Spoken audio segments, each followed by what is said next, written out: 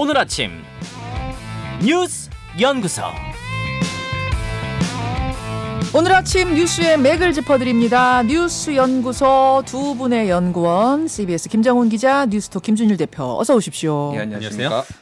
미국 대선 투표 지금 한창 진행 중인 거죠? 네, 진행되고 있습니다. 근데 미국의 투표는 그 주마다 그 시간도 좀 달라서 현지 시간으로는 3일 0시에 첫 투표가 시작해서 최종 투표 마감은 같은 날 오후 9시까지입니다. 예. 미 전역으로 봐서는 아직 투표가 완결된 건 아니지만은 일부 지역의 개표는 이미 시작이 된 곳도 있고요. 그러니까 이게 지금 미국은 워낙 우리나라보다 땅덩이가 커서 시차가 다 다르기 때문에 그런 거죠. 예, 그래서 시차도 마감 시간이 다르고 다 다른 각 거죠. 주마다 제도와 이 규정이 다 다릅니다. 다 달라요. 다 다릅니다. 예.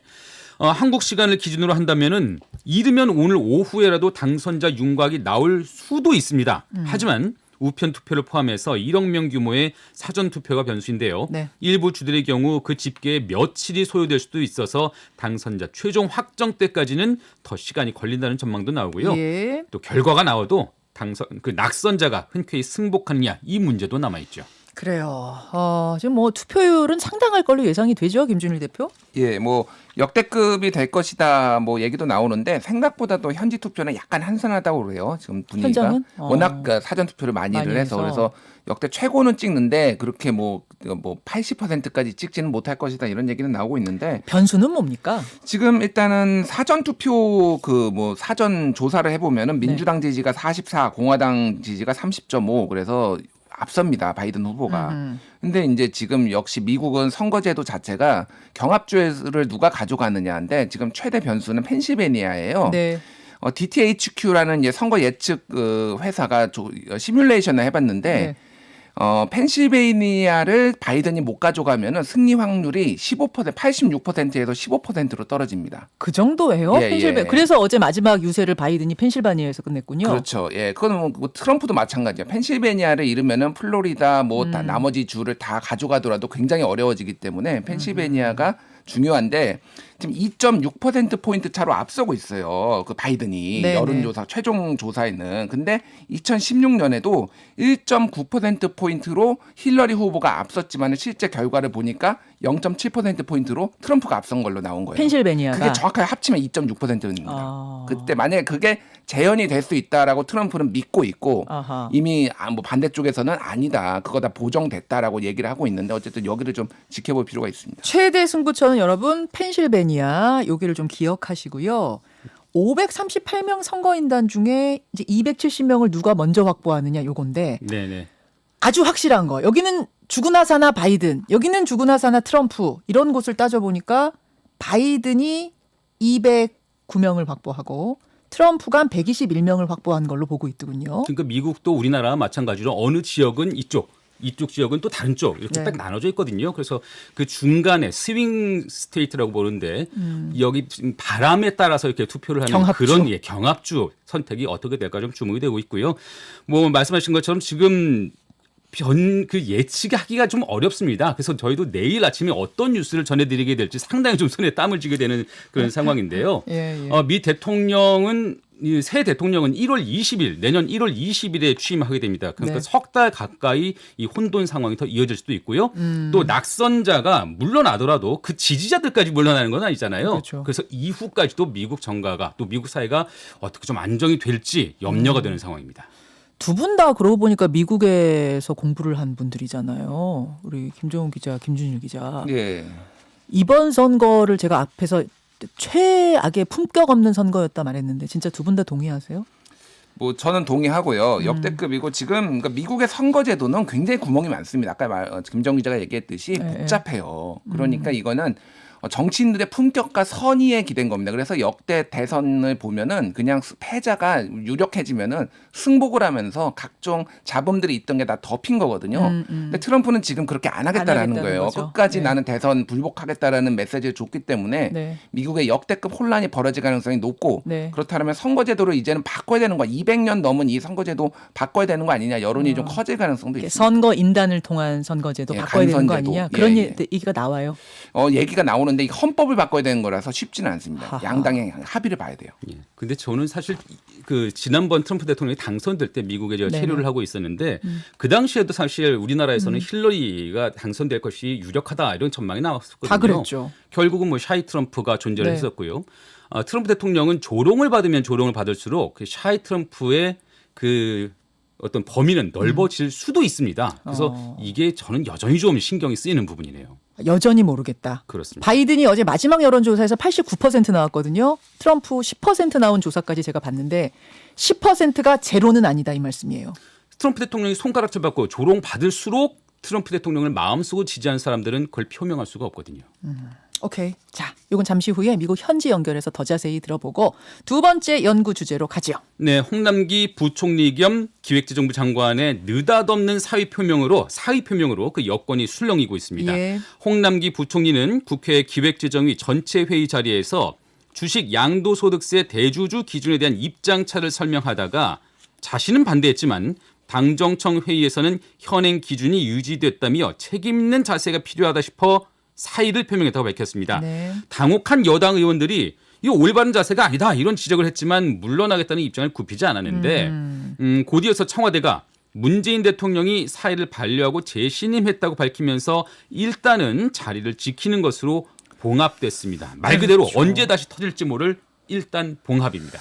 그러니까 주식에다가 세금 물리는 기준을 3억으로 할 것이냐 10억으로 할 것이냐 이제 요 문제에서 충돌해서 사의 표명까지 간 게 뭐 표면적이긴 합니다만 네. 김준희 기자 예. 사실 더 오래전부터 좀 골맞던 거 아니에요? 예, 이게 이제 갑작스럽게 벌어지긴 했지만은 예전부터 얘기가 좀 있었어요. 이제 이거는 공식 확인된 얘기는 아닌데 올 초에 이런 얘기가 돌았습니다. 예. 그러니까 기재부 전직 관료들이 홍 부총리를 만나서 왜 자리에 연연하냐 그만둬라 이런 얘기를 했다라는 얘기가 돌았어요. 그러니까 이미 그러니까 이게 뭐 사실인지 여부는 확인이 안 됐습니다. 근데 네. 무슨 얘기냐면은 기재부 안팎에서 네. 상당히 불만이 많았다. 왜 자꾸 끌려다니냐? 왜 끌려다니냐. 그러니까 이거 쉽게 얘기하면 기재부는 뭐 이런 뭐 정치권의 포퓰리즘의 최후의 보루다. 그래서 중심을 잡고 그런 것들 바람을 막아야 된다. 뭔가 뭐 금리를 낮추려고 한다든지 금리는 뭐 한국은행 소속이긴 하지만 어쨌든 그런 뭐 돈을 막 풀린다고 한다든지 이런 거를. 근데 추경이라든지 네. 뭐 이런 등등에 근데 대해서 지금 보면은 뭐 추경안 편성, 재난지원금 규모 지급 방식, 최근에 대주주 양도세 이런 것들이 결국은 다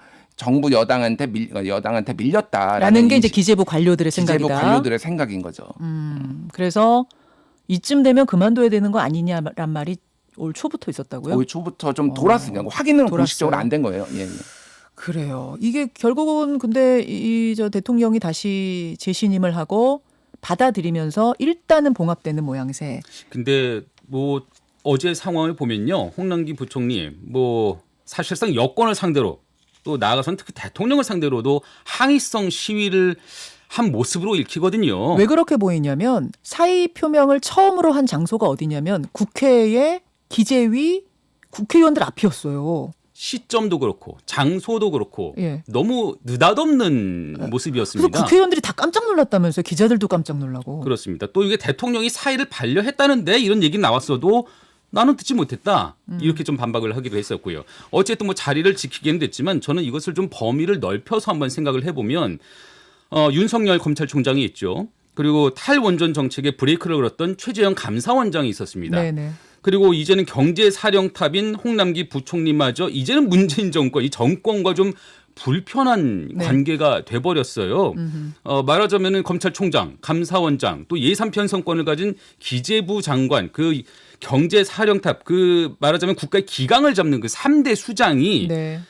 이제는 이 같은 길을 걷지 않겠다 이런 메시지를 좀 보낸 것도 공개적으로 같아서 그것도. 예 여권으로서는 고민이 좀 깊어질 수밖에 없고요. 이게 자칫 무슨 파워 게임처럼 그렇게 비춰질 수도 있지 않을까 하는 생각도 좀 드네요. 이 내용은 아마 오늘 2부 뉴스 닥에서도 다시 다루게 될 것 같습니다. 일단 여기까지만 우리가 좀 연구를 해보고 세 번째 연구 주제로 가죠. 네, 다시 윤석열 검찰총장 얘기인데요.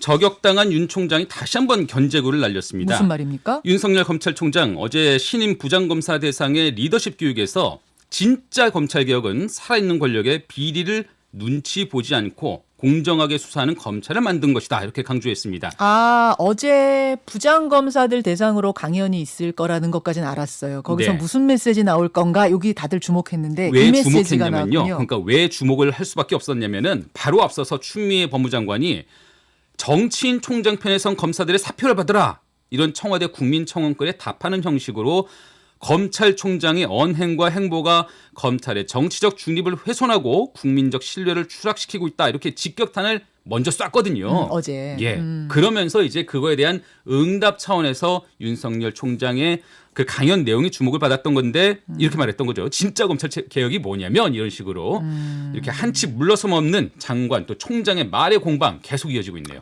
어제도 한번 또 챙챙 충돌이 있었던 거네요. 일단 뭐 다 맞는 얘기, 원론적으로 맞는 얘기죠. 사회적 사람 다. 강자의 범죄를 엄벌해 국민의 검찰이 돼야 된다. 살아있는 권력을 수사하는 게 맞다. 뭐 이렇게 다 맞는 건데 이게 지금 맥락에서 보면은 이거는 그냥 뭐 정권하고 한번 대립각을 세우겠다라는 걸로 비춰질 수밖에 없고 어제 추 장관이 이제 뭐 이거에 대해서 얘기를 했어요. 검찰의 중립성을 지금 제대로 지키지 못하고 있다. 이렇게 이제 비판을 했어요. 그래서 이것을 다시 이제 이 대립이 계속 앞으로도 이어질 것으로 보여요. 누군가 한 명이 물러나기 전까지는. 그래서 예. 이거 뭐 그거는 봐야 될 것 같고 일단은 그런데 추 장관이 어저께 또 평검사들에 대해서는 약간의 회유의 메시지를 보냈습니다. 뭐라고요? 그러니까 일선 검사들이 묵묵히 맡은 바 업무에 충실하며 최선의 노력을 다하고 있음을 알고 있다.